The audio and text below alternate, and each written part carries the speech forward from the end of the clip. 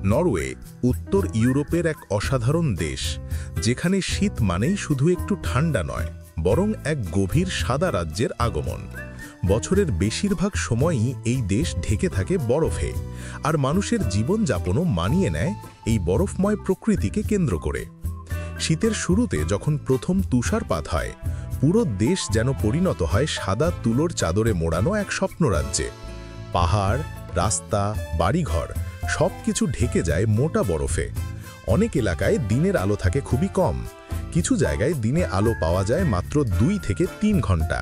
এজন্যে নরওয়ের উত্তরের শহরগুলোকে বলা হয় ল্যান্ড অফ মিডনাইট সান, কারণ গ্রীষ্মে সূর্য প্রায় অস্তই যায় না, আর শীতে সূর্যের দেখা পাওয়া কঠিন। শীতের সময়ে তাপমাত্রা নেমে যায় -20, কখনো -30 ডিগ্রির নিচেও। কিন্তু আশ্চর্যের বিষয়, নরওয়ের মানুষ এ ঠান্ডাকে ভয় পায় না।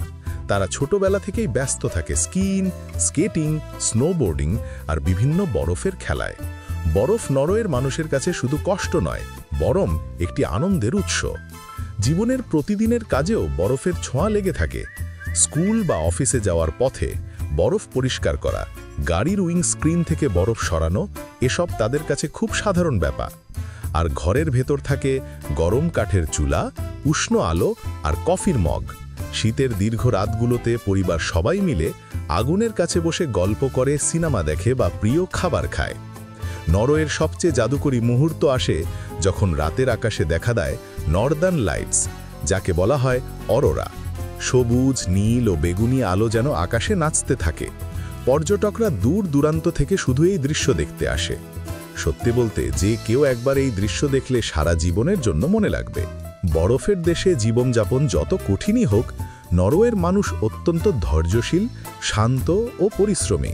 তারা প্রকৃতিকে সম্মান করে এবং প্রকৃতির সাথে মিলেমিশে বাঁচতে জানে।